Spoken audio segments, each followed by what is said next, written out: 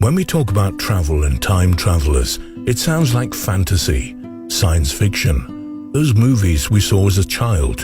The Time Machine by H.G. Wells is the clearest example that man, for a long time, wanted to travel in time and is not only a desire of modern man. From long ago, man talks about this. He tries to create machines that travel to the past and to the future. Unsuccessfully? Well, according to some researchers, there was some success. There are several videos where we can see alleged time travelers come from the future talking about their time of origin. They tell us stories where they warn us about our future and what we must do to save our future, or its present, which is the same. Is it easy to travel in time? In theory, yes. The theory says that if you travel at a speed close to that of light, time passes much faster. Let's suppose that we make a ship that travels almost at the speed of light. In theory, if we travel about 4 months, on Earth we'll spend a year. There are scientific studies done with aeroplanes, whose speed is not close to that of light, and atomic clocks. One of those clocks is left on the ground and the other was set on a plane that flew to Mach 3. That's 3 times the speed of sound. When comparing both clocks, the clock of the plane moves slower than the one of Earth. That is, in the trip, the time passed more slowly. As in the paradox of the twins, if we send a twin on a trip through space at a theoretical speed of 99.5% of the speed of light, time will slow down. When the twin returns, the twin that remained on the ground should be older than the one that traveled. In theory, if the trip starts at 20 years, then returning from a trip of say 5 years, the twin who stayed on the ground should be about 65 years old, while the one who traveled 25 years old. The problem with this theory is that you can only travel forward in time, not backwards. But what happens if we travel in time unwittingly? The first written record we have about a time traveler is precisely in the Bible. There, Jeremiah, who lived between 650 and 585 BC, tells us that he asked God to save an Ethiopian teenager named Abimelech. God told him that he should to the vineyard of Agrippa, and in the shadow of the mountain I will protect him until I make the town return to the city. Abimelech took a basket and left for the farm of Agrippa by the road of the mountain to look for figs, with the excuse of giving them to the poor of the town. Of course, picking figs is a tiring task, and Abimelech decided to take a nap under a tree. He woke up and took the figs and went to Jerusalem. But he didn't recognize the city. He didn't find relatives or friends, and then he began to ask about Jeremiah, about Baruch, the secretary, and other people. An elder told him that Jeremiah and all these people were taken prisoner by the Nebuchadnezzar. This is historically correct because the Jews were made slaves of the Babylonian in 587 BC. The Ethiopian, confused, didn't believe the story of the old man. In additional fact, the figs were fresh as freshly cut, even though 66 years had passed. Abimelech slept 66 years and the figs didn't rot. Quite a bit more here in time. Charlotte Ann Mobley and Eleanor Jourdain were 2 authors and academics with a very important trajectory in the late 19th and early 20th centuries. In the year 1911, they published a book called An Adventure. In this book, both had wanted for a long time to know the Palace of Versailles. That summer they decided to walk, taking advantage of the pleasant temperature. They decided to go through to the Petit Trianon, a mansion of Marie Antoinette. They also passed through another palace, the Grand Trianon, both surrounded by beautiful gardens. Despite having a map and a leaflet that showed the paths in the gardens, they felt disorientated and took a little path that was not in the brochure. In a moment, they were far from the gardens, walking along a path between farms, reaching an open field. They met 3 men who asked how to get to Petit Trianon.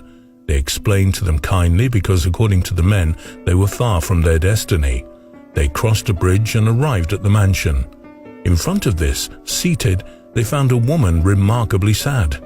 Someone left the mansion and asked them what they needed, and they asked to enter and go around the place.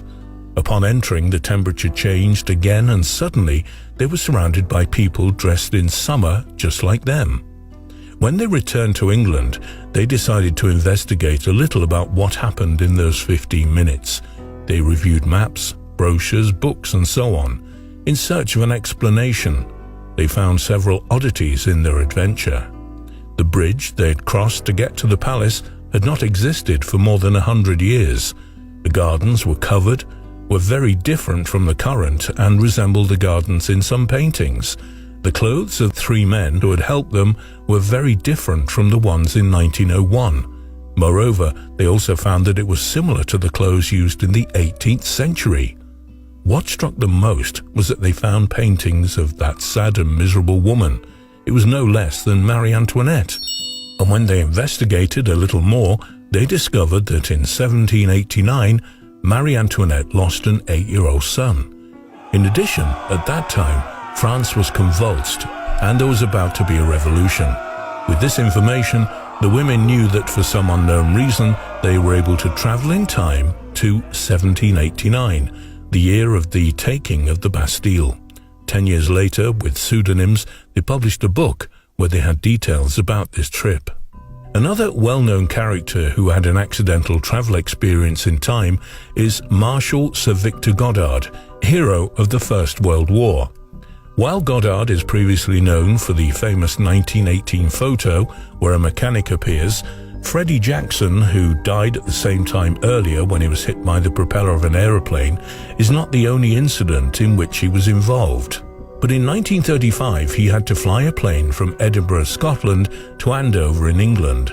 It was simply to move the plane between 2 bases. Given a very easy job, Goddard decided to go through the abandoned base of Drem near Edinburgh, which was close to his route. Suddenly, a great storm shut Goddard's plane down. This storm, terribly strong, with yellowish-brown clouds and terrible rays and winds of more than 100 miles an hour. The Marshal lost for a moment the control of the plane, which fell to the ground. Luckily, just as the storm began, it stopped, showing a pristine sky. Goddard was able to control the plane and decided to land at the abandoned base, which, to his surprise, seemed repaired. The hangars were clean and tidy. The tracks were repaired. There were aeroplanes outside the hangars, painted yellow, a color that was not used in 1935, and mechanics were seen near them, dressed in blue, when at that time the RAF mechanics wore brown rompers. Goddard told a small handful of friends the experience, and for a while it just stayed in the past. In 1939, the RAF ordered to paint its aircraft yellow and delivered new coveralls to its mechanics. Yes, blue. Was Goddard the victim of an involuntary trip in time? Presumably yes, because a few witnesses knew about the event and the details 4 years before. But there's more. In May 1972, 4 students from Southern Utah University, SUU, returned to their dorm in the university campus in Cedar City after spending Saturday at a rodeo in Pioche. They were eager to return to the campus before the bedroom doors closed. That stretch of Utah Highway 56 is quite desolate, with red sandstone cliffs on the northern horizon. So the girls were very happy when they finally saw the Union Pacific Railroad crossing at Modena. But just as the rails passed, Janet noticed something strange. 2 sets of black roads headed for the desert. One swerved sharply to the southeast, and the other set off northeast towards the canyon further north. They had to decide whether to go left or right. She knew that Cedar City was 46 miles, 73 kilometers to the northeast, and she assumed that the canyon road on the left would take them home much earlier. The Chevy they were driving came to the canyon, and they noticed that the black asphalt of the road became a kind of white cement, and in addition, the road ended on a cliff. They turned to get back onto the road, and there the adventure begins. As we said, the girls were worried about the curfew at the university, and they were still worried about that until, instead of a desert lit by the moon, they saw cereal fields on the right with ponderosa pine stands on the left. The girls didn't know where they were, but they were sure that it was not Modena. Carol, in the passenger seat, saw a kind of car near a tavern and suggested Jana ask for directions. Jana approached, and almost at that moment Carol let out a cry, "Let's get out of here!" Jana, asking what was going on, followed her friend's order and accelerated. But those strange-looking vehicles were chasing them. These vehicles looked like eggs, with 3 wheels, 2 in front and 1 behind. The vehicles had a single reflector in front, and these cars were much faster than Jana's Chevy and almost reached them. In one of the turns, they lost sight of them. Suddenly, they reached a more familiar road at full speed, and the car fell into a ditch full of mud. When they got out, unscathed from the car, they panicked. The drivers of the car that they had seen were not humans.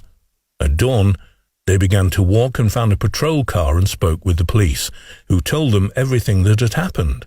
Despite all the data obtained, no other explanation was found, except that the girls travelled hundreds or thousands of years into the future. Did people travel from these 4 cases in time, albeit accidentally? How did this happen? What is it that triggered the trip in time? Was there an external agent that made them travel? Or did they enter some kind of temporary vortex accidentally? Still, all these questions have no answers.